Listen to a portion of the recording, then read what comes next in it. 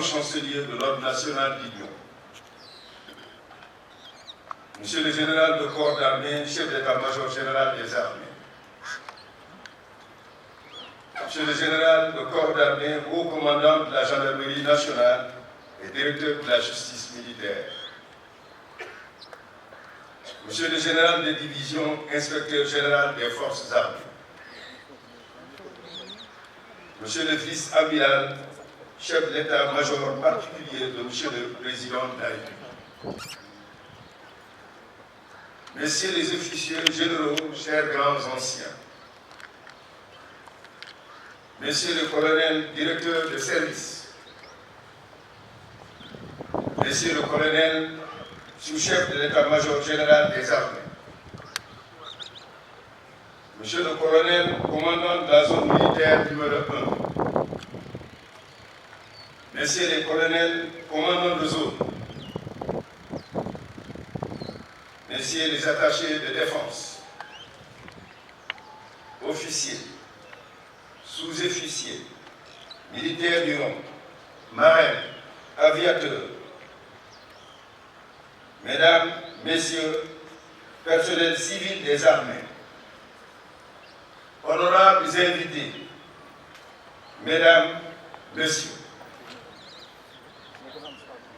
je suis particulièrement heureux de me retrouver avec la grande famille militaire sur cette place d'armes du quartier Djanjo, qui a abrité dans le moment fort de la vie des armées pour sacrifier à la belle tradition d'installation d'un chef d'état-major général des armées dans ses nouvelles fonctions.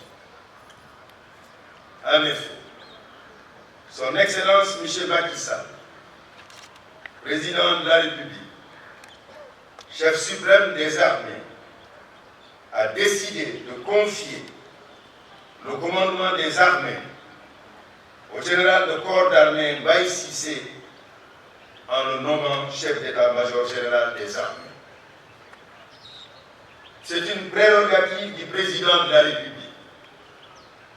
découlant des dispositions de l'article 45 de la Constitution, qui prévoit en son dernier alinéa, je cite, « Il est le chef suprême des armées. Il nomme à tous les emplois militaires et dispose de la force armée. » Fin de citation. C'est dans ce cadre constitutionnel qu'il a pris hier 3 importantes décisions, à savoir la nomination au grade de médecin général de brigade, le médecin-colonel Fatou Fall. C'est une décision historique, car c'est la première fois depuis l'indépendance qu'une femme est nommée générale.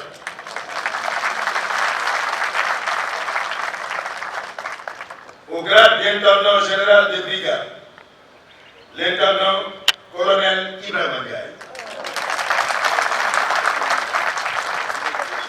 Au grade de général de brigade, le colonel Cheikh Mohamedou Lamine Boukounda Kamara. Je leur adresse à tous mes chaleureuses félicitations et leur souhaite bonne chance. Mon général, votre nomination est le couronnement de la carrière de cet officier général émérite qui préside désormais aux destinées des armées. La cérémonie qui nous réunit ce matin revêt une forte charge symbolique, illustrée par la présence remarquée des drapeaux et étendards des unités.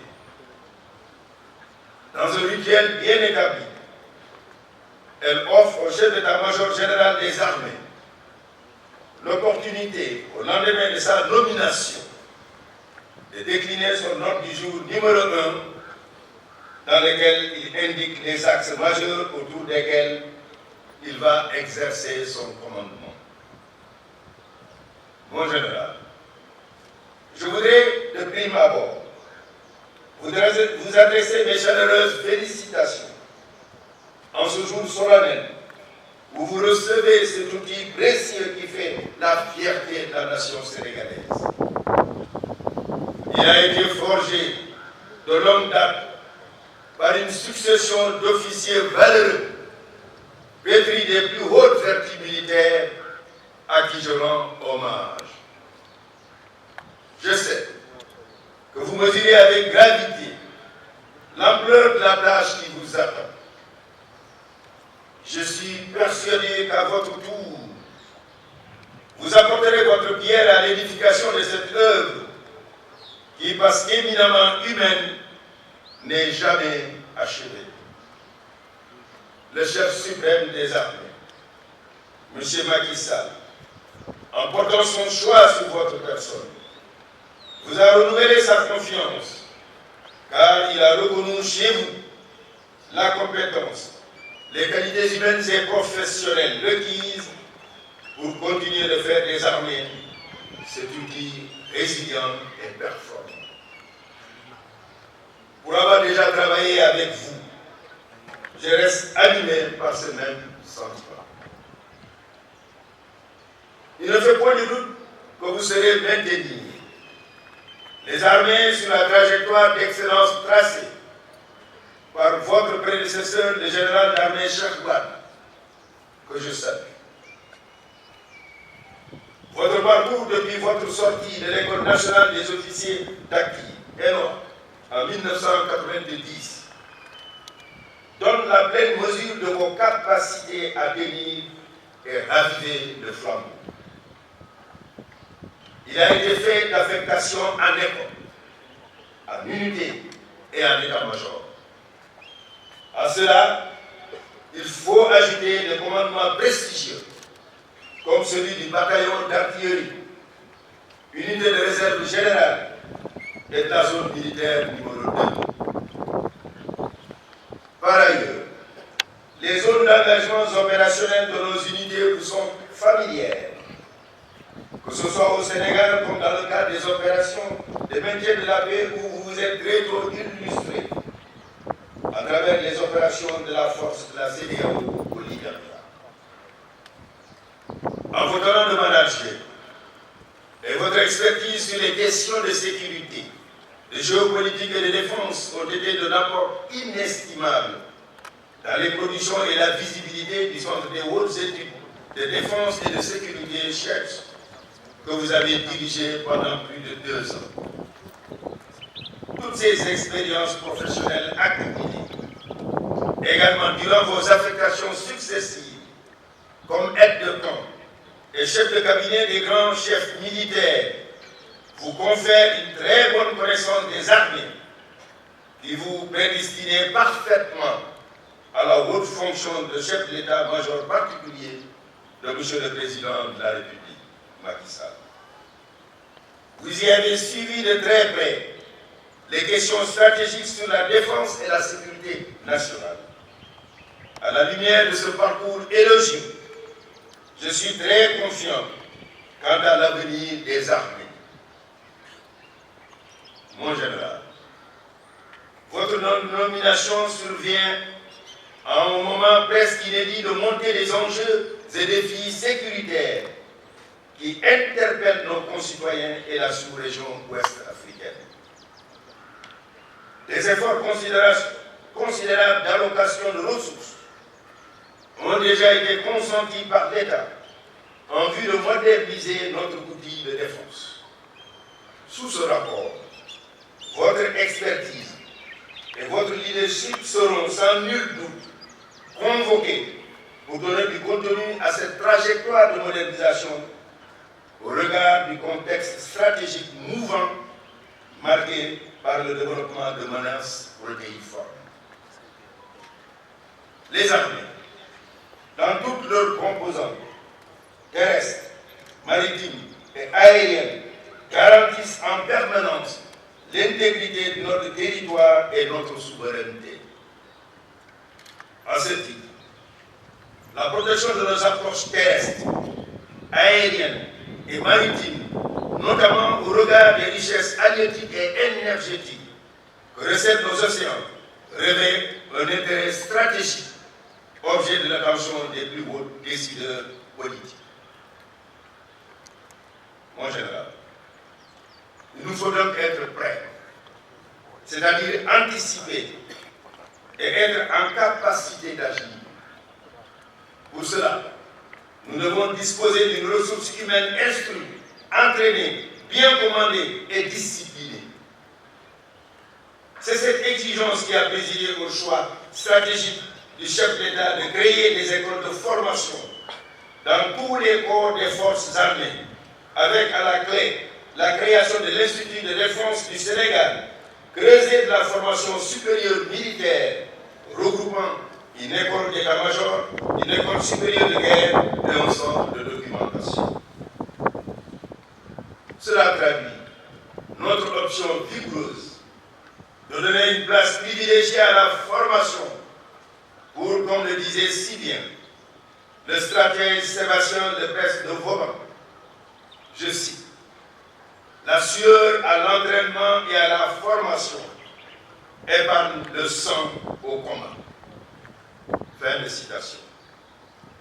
Dans la même veine, puisant dans les valeurs cardinales de courage, de solidarité et d'esprit de sacrifice, inculquées par la formation militaire, le soldat doit faire preuve en permanence d'une discipline sans faille et d'un engagement personnel à l'épreuve de toute contingence matérielle ou morale.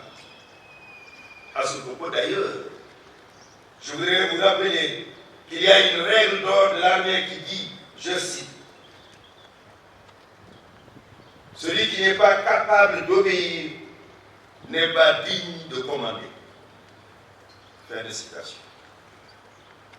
Vous conviendrez avec moi que le renforcement de capacités adaptées et d'équipements spécialisés, l'amélioration de la condition militaire, facteur d'efficacité opérationnelle et la préparation des forces doivent plus que jamais demeurer des priorités pour vous.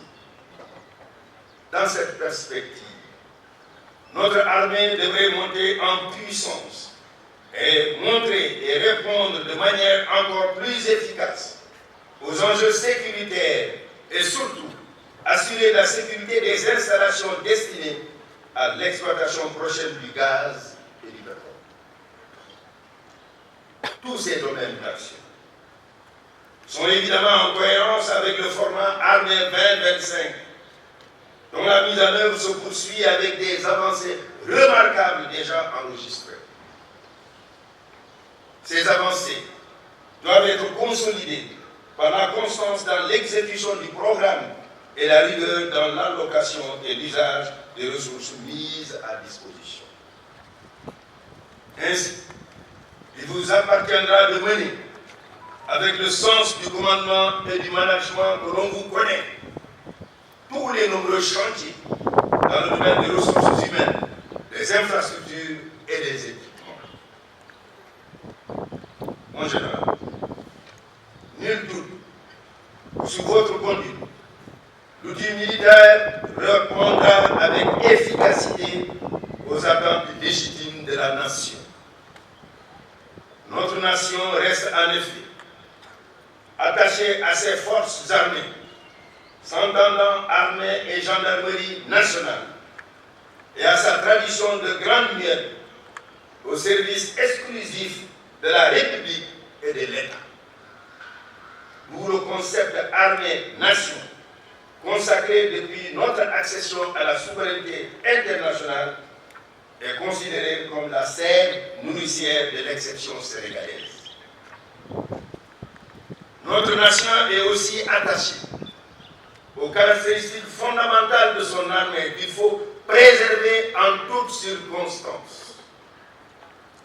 Notre armée est une armée loyale, républicaine et professionnelle. Elle est une armée nationale. En d'autres termes, elle n'est ni tribale, ni ethnique, ni régionaliste, ni confessionnelle. Elle demeure le creuset où tout se fond et se confond.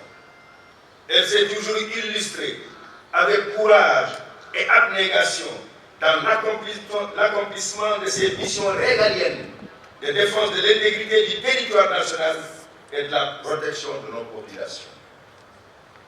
Sa contribution au renforcement de l'unité nationale et à la sauvegarde de la cohésion nationale est indéniable.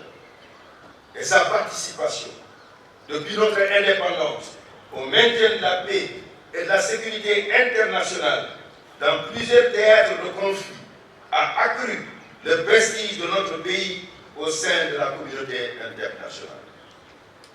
Il va de soi que pour toutes ces raisons, nous devons du respect et de la considération, voire de l'admiration et de l'affection aux hommes et femmes valeureux qui servent cette vaillante armée et qui ont fait le serment d'aller jusqu'au sacrifice ultime pour la défense des intérêts de notre cher pays.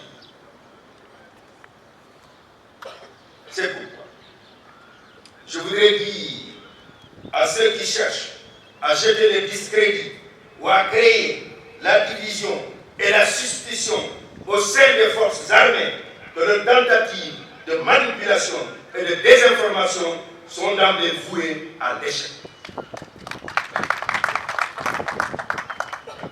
Mon général, tout à l'heure, lorsque le son des trompettes et le roulement des tambours se seront tus, la clameur des festivités estompée, les créants auront été remplis, livrant de nouveau cette escalade du quartier d'Aldo au silence troublé par les murmures de la brise océane. Vous vous retirerez sans doute dans votre poste de commande. Mais je m'empresse de vous dire que vous ne serez pas seul. Vous pourrez compter toujours sur une équipe d'hommes et de femmes aux talents éprouvés, déterminés à vous accompagner pour relever les défis actuels et ceux à venir.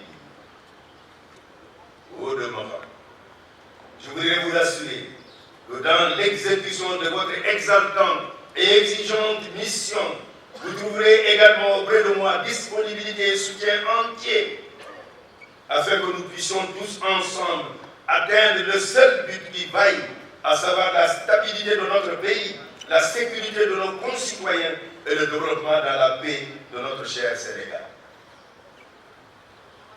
Mon général, il ne me reste plus qu'à vous formuler des vœux ardents de succès. Je vous réitère ici la confiance du président de la République Macky Sall, chef suprême des armées, et vous souhaite plein succès dans votre commandement afin que nos armées demeurent sur le chemin de la discipline, de l'honneur et de la grandeur au service du Sénégal. On nous tue, on ne nous déshonore pas.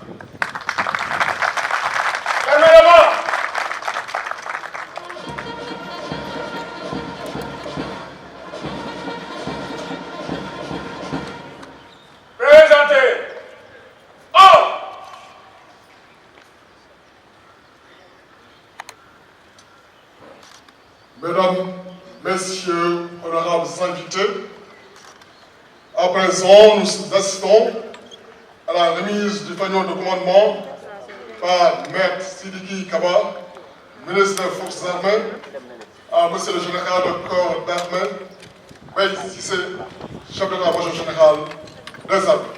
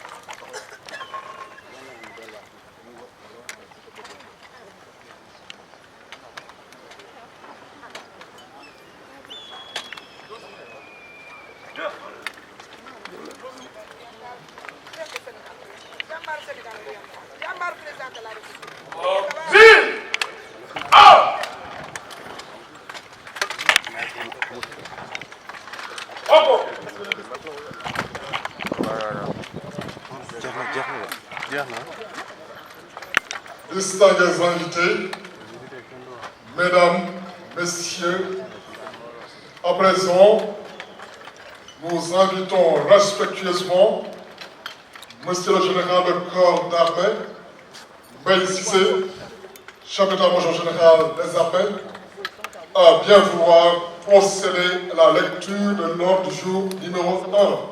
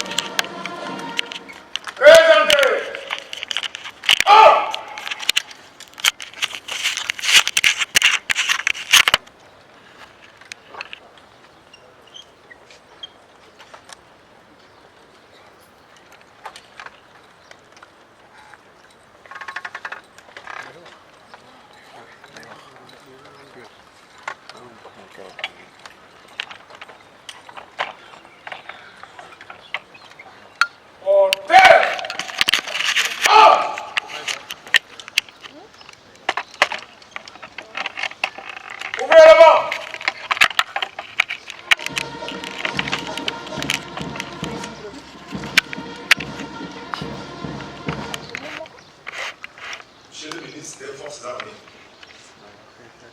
Monsieur le ministre de l'Intérieur,